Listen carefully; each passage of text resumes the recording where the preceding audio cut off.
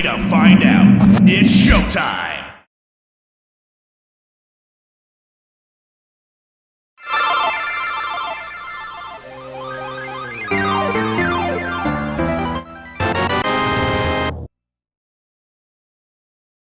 Welcome to Debate or Debunk, the show where we make new enemies, one fanbase at a time.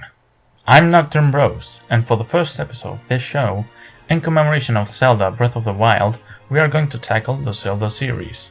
Well, we're just gonna talk about Link for now, because there's a lot of other characters and concepts in the series that are often misrepresented in versus debates, but there is no one who gets as mistreated as the franchise poster boy himself, Zelda! I mean Link, the hero of time, wind, masks, trains? You know the one. The princess rescuing, chest opening, pot breaking hero that wields mystical swords to slay world-threatening monsters. Given the many incarnations of Link during the 30 years of the franchise, we are going to talk about a hypothetical composite version of Link that would be capable of performing all of the feats that the different Links have showcased in the past. Granted, this video will be outdated as soon as it comes out, thanks to Breath of the Wild, so I might make a follow-up video to address new feats and to talk about arguments that you bring up in the comments. Let's start with something basic. Physical strength. Not destructive capacity, just regular strength. We'll talk about those other things later. In almost every single game, Link acquires an item that greatly increases his strength, such as the Golden Gauntlets. But what would Link's natural strength be? To answer that, we need to go to Twilight Princess. Well, Link, without any strength-boosting items, casually chucked the steel-covered Dangoro.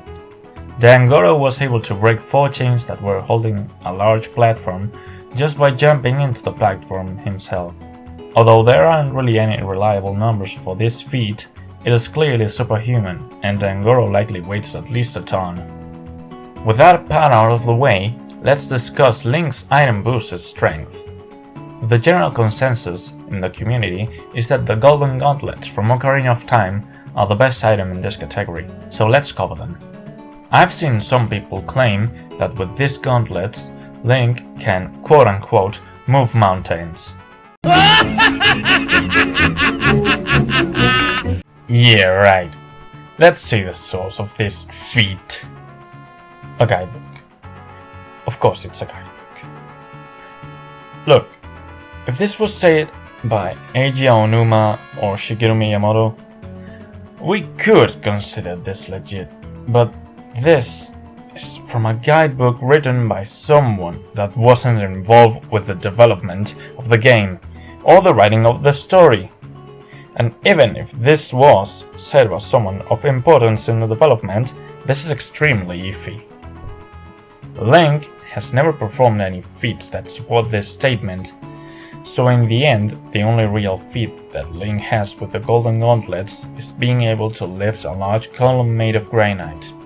Outskirts Battledome user Chaos Theory 123 calculated this column to be around 1 ton or 8 tons, so for all we know, that is Link's best feat of physical strength as of now. For a change, let's talk about something that most people seem to be unanimous about: Link's speed. In the introduction to Oracle of Seasons, an antagonist named Onyx moves in tandem with lightning. A couple of people have tried to calculate this feat, and there's 2 possible results. The first attempt at calculating it was by Chaos Theory 123, whose results were Mach 662, and the second attempt was by Versus Battle Wiki user The Perpetual, who recalculated the feat only to get a higher number, Mach 1941. Almost everyone seems to be in agreement with the second calc, as it seems to use the previous one as a reference while correcting its flaws. Given how Link is capable of keeping up with Onyx and others who are more powerful than him, it is logical that Link should be able to move and react to attacks that move at that same speed. Normally, I would tackle durability after speed, but it goes hand in hand with destructive capacity, so we'll cover both at the same time. Let's start by covering Majora's Mask. one of the strongest threats that Link has faced so far. This character was able to summon the moon and use it as a projectile to destroy the land of Termina. Now, some people would assume, oh, he moved the moon, that must mean he's moon level. But it is obvious that the moon that Majora used is nowhere near as big as a realistic moon. If that were the case, you wouldn't be able to even see the sky given how close it is to the surface. However, even though it is not as large as the real moon, it can cause a great deal of destruction. In the game's bad ending, we see Majora's moon collapsing on top of Clocktown and creating a shockwave that obliterates all of Termina. While we do not know the exact dimensions of this land, considering how Termina is a parallel version of Hyrule, which has been stated to be a continent, it is not too far-fetched to think that Termina is continent-sized as well. If you find that to be a bit too much of an assumption, at the very least Termina should be the site of a country, seeing how it has several cities, mountains, and other big natural formations. Now, Link was able to beat Majora in all of its forms, but canonically, he required the Fierce Deity's mask to do so. This means that to be able to canonically put up a fight against a country-to-continent buster, Link has to resort to that item. Otherwise, he would get one-shotted, just like he did in the game's bad ending. But that begs the question, what's the strongest DC feat that Link can pull off without resorting to transformation masks? There are several ways to answer this question, but the most logical one leaves us with a bit of an unknown value. We'll get to that in a moment. For now, let's talk about Ganon. I'm surprised it took us this long to talk about the series' main antagonist. Ganon has several feats of a great caliber, such as surviving being buried alive by Hyrule Castle, or destroying the Great Fish Island. But none of those are quite on the same level as Majora's aforementioned feat. One could try to argue that Ganon is comparable to Majora, but 1. There's no feat or statement that verifies this, and 2. Link always defeats Ganon without the need of the Fierce Deity's mask. So Majora is technically more powerful. Still, Ganondorf should be, at the very least, island leveled. But wait, aren't we forgetting someone?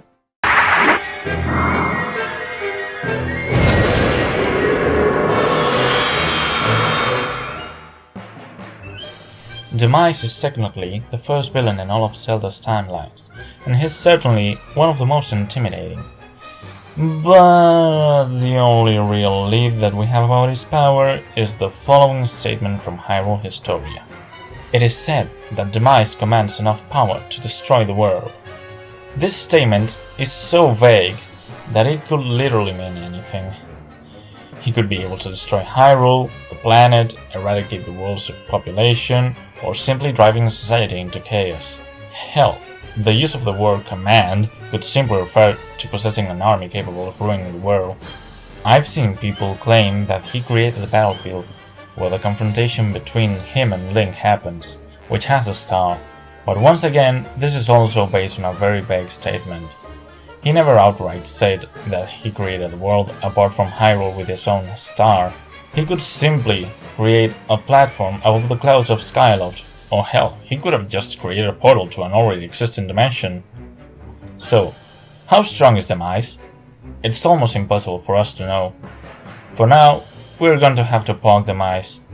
He could very well be the most powerful character in the Zeldaverse, but until we get some solid feats that don't rely on iffy statements, he's gonna stay in the unknown tier. So, with all of that out of the way, here's the final tally. In physical strength, Link is at least an 8-tonner. In speed, he's in the massively hypersonic plus range, and lastly, in destructive capacity, as well as durability, he's approximately island level in base via scaling to Ganon, and continent level as the Fierce Deity. That's all for a composite Link from all of the canon sources. Next time I visit this franchise, we'll take a look at Hyrule Warriors, Breath of the Wild, and other miscellaneous things that need to be explained, including a more in-depth look into Link's arsenal. If there's anything you disagreed with, make sure to leave a comment, and your argument may be discussed in the next episode. But for now, this has been NocturnBros with Debate or Debunk. Keep debating!